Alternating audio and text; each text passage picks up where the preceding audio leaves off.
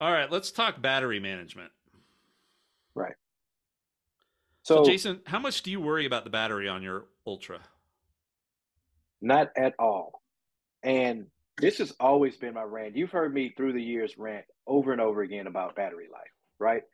Why does every other bit of technology improve Bluetooth radios, right? We're at Bluetooth 4.0 or whatever right now, and wireless radios, and Apple's making their own silicon now, and these processors they're doubling and tripling in speed every year. But the batteries are basically the same batteries we've had for years now, right? Now, though they've made some improvement on the software end and they kind of manage charging and stuff better, they've gotten smarter, but they hadn't improved their capacity, right? To make the battery last longer, you have to stick a bigger battery in the Yeah. device. And I, um, I want to treat all of my other devices like I treat my watch, right? We don't worry about battery life at all on the Ultra. Uh, Not so much on the phone, not like I used to. It does have the all day battery life thing. Absolutely not on my iPad. I can't get anything done on this iPad, and it is brand new, and it the battery life is terrible on it. So I don't want to make this whole post show about me ranting about how much I hate battery technology, but you would think it would improve better Yeah. within the last 10 or 15 years that we've been dealing with these devices. There was an interesting discussion on ATP last week where they were talking about how much thinner do we think phones can get, especially now that it's USB-C instead of Lightning, which is in theory Right. a thinner connection. And the battery topic came up. I mean, you know me, I'd rather have a little thicker phone and ridiculously good battery life versus a credit card that I feel like I'm going to bend or break or something like Right. that. But Yep. that Yep. was one of Same the here. that was one of the considerations they had is that until they figure out solid state batteries, right? Hmm. Then we can make them thinner and improve the capacity. That's going to be a constraint. I mean, we're using lithium ion batteries right now, right? And if I think about the RV industry for the longest time was lead acid batteries, just like you have in your car, Yeah. right? And but now lithium ion batteries are the big thing because they've got more capacity and so I guess we should be grateful that we don't have lead acid batteries in our Right. phones. Probably a bad Right. idea, but the Definitely. lithium ion stuff still has a problem. So yeah, I agree with you. And in the meantime, all the things you mentioned, right, about better job with software management and stuff Right. like that. Right. I so here's my problem with iOS 17. I've got the Pro Max. I should never Mhm. have to worry about the battery life, Yeah. right? At all. With the And default settings. correct. And they've got and Apple's trying to preserve the life of these phones. That's part of their, their carbon neutral initiative, right? They're trying to Right. preserve the battery life of not the life like I can get a full day's charge, but how many charges you can get out of a single battery or how many years can I go, right, on Yeah. the same phone without having to swap out the battery. And, on my 12, I said I was still over 80% and it's three Yes. years old and I'm not easy on phones, right? Right. Excuse me. Right. So, what they've done is they do optimized charging. And the idea behind optimized charging is that if I don't charge it to full and then let it sit there and trickle charge for hours and hours Hmm. and hours, that it's healthier for the battery. I'm going to do less damage for the battery and it's going to last longer, meaning I can recharge it more times. So they've got that Right. optimized charging. They've put it on their phones, they've put it on the Mac. I hate it on the Mac because I never know when I'm going to unplug. And what they say about optimized charging is that it's going to learn your behaviors and only charge it to full right before you're going to need it. Yeah. Okay. It's not that smart, right? I mean, there's a long way to go to have it to really do that unless you are a absolute creature of habit. I take my phone off Right. the charger at the same time. I put it back on at the same time, 7 days a week, no exceptions to any of that kind of Right. stuff. And if Now you I if have, you deviate from that schedule any bit, you're going to yeah, be stuck with an 85% charge or something yeah. like that. Now I have noticed with the Ultra that it seems like some days it'll charge to full automatically, and other days Hmm. it'll only charge to 80%. So maybe they've got some improved algorithm in there, right? Hmm. But on the iOS 17, and I know it's on the Macs. I haven't checked it on my other devices, but there's three settings now: no optimized charging, 80% max, and optimized charging. Okay. Okay. So I sit there and think, okay, which of those I should use? Well, I want to use optimized charging because I want it to know when I'm going to do this. And then I think about my new setup. I've got MagSafe on my desk charging. Hmm. I've got MagSafe in the truck now. I've got MagSafe on my nightstand. I'm taking this thing on and off the charger a dozen All times day. a day, Right. right? Right. So I don't Which was have the, my thought with my devices. yeah, Yep. I don't have the confidence that Apple, their algorithm is going to know enough to say, yeah, we understand that. So Monday through Friday, we're not going to charge it to max. We'll just let it go to 80% because he's going to be taking it on and off all these times. But on Saturday Right. and Sunday, he takes it off in the morning and it doesn't go back on till the evening because I don't walk into my office on Saturday Yeah. and Sunday, right? It seems like the I don't think watch it's might have, learning that much either. yeah, I don't think so. So then I get thinking, okay, well, I'd like the battery to last as long as possible. Now, by the way, this is the geek section, right? For most of your clients, you just need to tell them optimize charging, let Apple do its thing. If you ever find that you're Right. running out of battery, turn it off and don't worry about it. Don't stress about it. Your battery is going to last the 2 years you're going to have the phone, more than likely. Yeah. And if not, it's a cheap replacement, $100 or whatever the case is, versus buying a brand new phone, right? So for most people, they shouldn't worry about this. But I like to geek out on this stuff. And so then I get thinking, okay, I'm going to go to 80%. Is 80% enough to get me through a day if I don't put it on a charger at all during the day? So that's what I've been Right. testing. And the last 2 weekends, I've been okay with that, right? I've not had to worry about it, but I've mostly been at home on Wi Fi, Right. not out driving for 3 or 4 hours or out on the mountain ride for 3 hours where it's spotty cellular, where it's going to drain the battery more. So I Hmm. just don't know. What I want is when it goes, you know how when it goes on the standby charge on the MagSafe charger, it puts up the little circle in the corner that tells you what the Right. charge is at. Well, the Apple Watch Ultra does that too, but then you can tap on that and say charge to full. Hmm. And it doesn't seem to screw up what it's learned. But we don't have any of that flexibility here. So I'm thinking, okay, what do I do here? Am I going to go in every Saturday or every Friday night and change it from 80% to, no no optimization Right. just so I have a full battery on the weekends? So they're just, this is not a major problem for most people. And you might laugh about this, It's but not. they're just making me think way too much about this. Right. Right. And that's way too much trouble.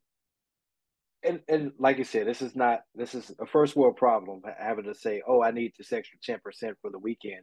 But having to 20%, right, to charge it to 100%, way too much manual adjustment to be able to achieve that, right? Instead of having the software do it for you, right?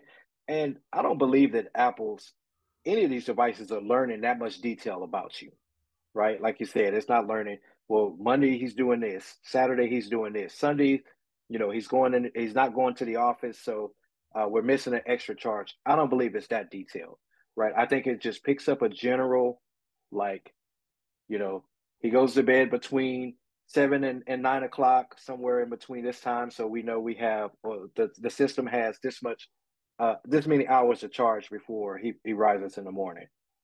So you're right. Having to do those manual adjustments, I don't think that's something you would want to get into.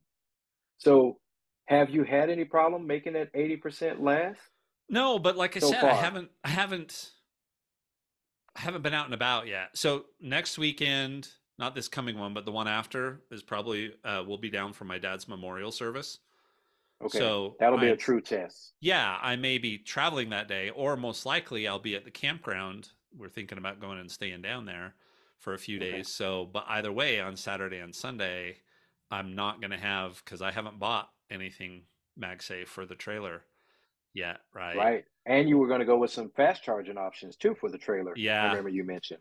yeah, and that's a side note, but I've been researching that Anchor Cube, but I've seen a lot of people have issues with charging their AirPods on that thing, similar to what you and I are Okay. talking about. But in their case, they're actually having it discharge their AirPods while it's on the, Wow, yeah, that's which definitely not good. is weird. So anyway, I got to do more research there. I'm not going to buy it now because I don't have that many trips between now and the end of the year, maybe one Yeah, or two. But but I'm not going to be plugging it in, right? And so it's going to have to last me, and I'm going to be on cellular because I do not connect to campground Wi-Fi, right? I just do yeah, not. So it's going to be on cellular. So that'll be a good test. I haven't had those issues. So do I leave it at 80%? But you and I both know that the one time I really need the extra is the one time I'll have drained it and I'll be right. stuck on a mountain somewhere. That's when you'll really need it. Right, Right. right, I just shouldn't have to think about it this much. And I applaud the efforts to help us be carbon neutral and to want to optimize this stuff. And you had this experience with the Genius Bar before you left, right? Where they were talking right. about, well, we don't do certain things now because it adds to the landfill and some of those kinds of things. And I applaud all Yeah, of that, but make this better for me, right? Let me turn it on 80%, but give me, like with the watch, that easy, real easy way to tap it and say, nope, charge to full, because I kind of have an idea, like when I set it on to get in the shower at night or, whatever, I'm going to set it on for an hmm, hour or so. And I kind of know what I'm doing the next day for a workout. Am I going right, for 2 hours without my phone, which means I need every scrap of battery that I can get? Or am I going to be taking my phone with me? Or am I not working out the next day? And so I can do that. I don't mind yeah, that simple interaction, but they don't have it on the phone. right, right. Yeah, I guess if it was as simple as being able to just to tap a couple of buttons and say, "Hey, go ahead and give me that extra 20," um, it'll be fine. But yeah, having to actually go in and adjust settings just to achieve that, Yeah. yeah, sounds like a bit of a hassle. So yeah, And it, I think you and I both still have our same frustrations with battery life. It's just why hasn't that improved yeah. like everything else? You know, they talk about how thin can they make phone where everything around the battery is 10 times as thin as it was 10 years ago, then why is the battery still the same size, Yeah. you know? Yep. Well, and then so the other thing we've seen, just a couple more minutes here, is I don't know why, and you probably haven't seen a bunch of these, but even like Brandon Butch, he got quoted in one of the big publications for the video that he did. But I've seen a whole bunch of these where people are testing the charging, right? How fast does a 5 watt, 20 watt, 35 watt, and a MagSafe Hmm. connection really charge these devices? But then on top of that, they're also testing what kind of heat builds up. Heat is bad for batteries, right? Heat's bad Yes. for electricity in general. Every electronics, yeah, Yeah. heat is bad. So what they're doing is they're using different kinds of bricks, Apple and non-Apple. They're using different capacities, and then they're measuring the heat of the brick and they're measuring the heat of the phone, right? And so they're doing all of these things, and I think part of that was Heatgate, right? Wanting to see, Hmm. but I think it's interesting that there's so much focus on this, and I kind of get wanting to understand what's the best way to do this. And the spoiler on any of this is that 20 watts is kind of seems to be the sweet spot. Right, That when you go above 20 watts, it's going to get a lot hotter, both the device and the cube, the charging brick, and you're going to get, a few minutes faster kind of thing, right? right. It's not a huge deal. Right. Yeah. MagSafe, even on fast charging, is still slower than using a 20 watt brick too, right? Hmm. So, and then of course 5 watts is just going to take forever. I mean, that used to be plenty to charge our phones fast enough, and the batteries are so much bigger. So, Right. one of the reasons I wanted to bring this up, if you want to geek out on this stuff, it's fine. But this reinforces to me that we're in this state where buying cheap charging crap, because it is crap, most of it, is a It is. horrible idea. I mean, you were looking at some of these Apple made chargers and the anchor based chargers, and things were hitting 100, 105, 100 plus degrees in temperature. And Wow. that's with, like, Anchor's got all of these protections and stuff built in, right? So don't buy this cheap stuff. It can destroy your device, it can start fires. Right. Um, so that was point number one. But the other point is Apple's proprietary stuff is not necessarily that much better than everything else, especially now that Yeah. they've gone to this standard connection, right? Lightning, there might have been some argument that the chip in the lightning end and the chip in the charger were talking to each other, but now that we're using USB C, Yeah. but don't buy the cheap stuff. Yeah. And I think we made this point way back in like episode 3 or something when we were talking about our tech kits. And we both kind of stressed the point that there's a reason why you can get a 5 pack of iPhone chargers for $7. It's worth every bit of $7, you know? Go ahead and spend it extra to get an actual good. And we're not sponsored by any of these brands. We wish, if Feel free to anybody reach at out. Anchor, yeah, anybody at Anchor or Belkin is listening, we would love to sponsor you guys, but those are the brands we stick with, Yeah. right? There's a few other ones, but Belkin, Anchor, these guys have been in the charging game for years, not just charging iPhones, but charging laptops and Yeah. and all kinds of gear, all kinds of technology. So they've got all of the kinks worked out when it comes to protecting batteries and protecting your device. So yeah, just spend the extra. Just get the good stuff. You don't have to, like Greg just mentioned, you don't have to go with a 35-watt charger. I know everybody thinks that, oh, I need to get the biggest one. And yeah, that'll future proof you for any, devices you'll get down the line. But 20 seems to be that sweet spot. It'll get your devices charged in the time that you need to charge. And they're the most cost effective Yep. charging bricks and stuff too. So I think if somebody asked me right now and said, I want my charging setup to just work, right? right. I don't want to have to worry about it. I would have them turn on optimization, right, on their device. Yeah. I would then have them buy Anchor GAN charging brick. Like the Hmm. my ideal one would be this. It's a 47 watt. Now we just said 20 watts is the best, right? This one's a 47 watt. One USB C port will do 27 max.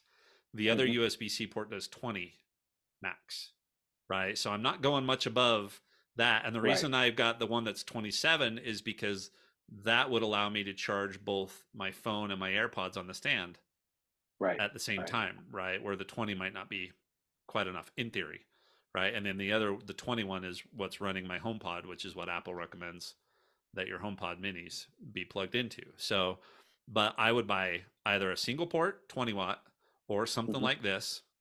Put MacBook aside. If you want MacBook, you got to go up. And Yeah. Anchor's got plenty of bricks for that too. I would then have Anchor USB cables, whatever ends you need to whatever end you need, right? If you need Hmm. USB A, if you need Lightning, even, that's what I would do. And that's the setup that I would suggest that people have. Now, you want to go Right. MagSafe? I definitely would recommend going MagSafe. And even with a little bit of struggle on the Qi charging portion of these, I would do that. If you don't have AirPods, you don't have anything else you want to wirelessly charge, Yeah. get the single stand Anchor charger that all it is the MagSafe or the Belkin one or another brand like that. It'll be Right. great. And it'll be a But lot cheaper. yeah, yeah, yeah. Yeah. I mean, that's why I didn't go with fast charging. More than doubles Yeah. this. And I got thinking, well, maybe if it was MagSafe certified, it wouldn't have some of these issues, but it's not the MagSafe that's having the problem. I have had one time on my nightstand one where it was starting to charge the phone and detected foreign stuff. I Hmm. must have had dust or, dirt or something from when I was outside on the back of the phone that I needed to clean off because then it worked Right. fine. But it's the Qi charging part that's recognizing this stuff. So I just, after seeing these videos and seeing how hot some of these really quality things get, don't mess around. I do Yeah. not mess around Yeah. and don't buy apples because that 47-watt dual port charger was not that expensive. And Anchor's cables, you can buy like two for braided, 6 foot, not 3 foot, Hmm. braided, last forever cables for $10. Yeah. Yeah. So I agree. Leaving the battery optimization on for the average user. I would say go MagSafe too. If your phone would allow it, I think that's the way of the future. I know it doesn't charge as fast as some of the direct connections, but Which, by the way, is better for your MagSafe, battery. Slower the right? charging, the better for your battery. Right. Part of it is that heat buildup, right? Yeah. And more convenient too, right? We want to make everything as easy as possible for all our clients, right? Being able, like I said, mine, it just kind of snatches the phone out of my hand. I'm by the bed. I can reach over backwards sometime. I'm facing the other way. I can just reach over backwards and feel around a bit, and it kind of just grabs the phone and wake up in the morning and it's charged. So Yeah. charging the battery optimization, um, MagSafe charger, that's all you need Yep. for the average person. I Yep. would say go that route. The other nice thing about MagSafe is you don't have to worry. My wife's woken up a couple of times and said, "Yeah, I must not have pushed the plug all the way in," especially if you're using Right. cases, right? Because Exactly. Yeah. sometimes cases you have to force it to get it, make sure that it goes in. MagSafe, you know, because it goes on there Yeah. and it goes ding, and there's a little very, very faint LED light that you could put a little sticker on if you wanted to, but you know that it's Right. charging and that you're going to be good to go in the morning. So, yeah. Yeah. Yeah. That's a good point. We didn't mention that cases do affect charging a lot. Yeah. So And apparently, you. the new Apple fine woven cases, this Steve Jobs would have never allowed this. I don't know how this ever got passed. The port or the cutout in the bottom of those fine woven cases is not Mhm. perfectly aligned in a lot of cases with the USB port on the bottom. And then the other problem that other case makers are having is, remember how the headphone jack early on you had to use Apple's headphone jack, the Mhm. because it was so much skinnier than a normal one and you couldn't plug a normal one into the phone. Yeah. Well, a lot of cases have that same problem. Like if you get an Anchor USB-C cable, it's got a little bit thicker end that goes into the USB-C connector, and they can't get through the case. And a lot of Oh cases are having wow. that same thing. And so it's like, yeah, those fine woven cases, the upgrade made the point that, yeah, it's great to go carbon neutral, but you can't charge luxury prices for a carbon neutral product that is clearly not luxury. Right. Right. So, We'll see them all on clearance here in the next few months. yep. Right. Just like those. I forget which. They had some really odd color choices on some of those Apple. It wasn't the bumper; it was just kind of like the back, and it had the padding in the middle. But they Yeah. had a weird, ugly orange and like a brownish green and like a ugly off blue. And I see those things in clearance racks everywhere. Yep. All right, Jason, anything else for the geeks out there? No, that was all. That was all. Don't cheap out on your chargers. And I don't guess let is your the point. clients do it either. Yeah, Don't. yeah.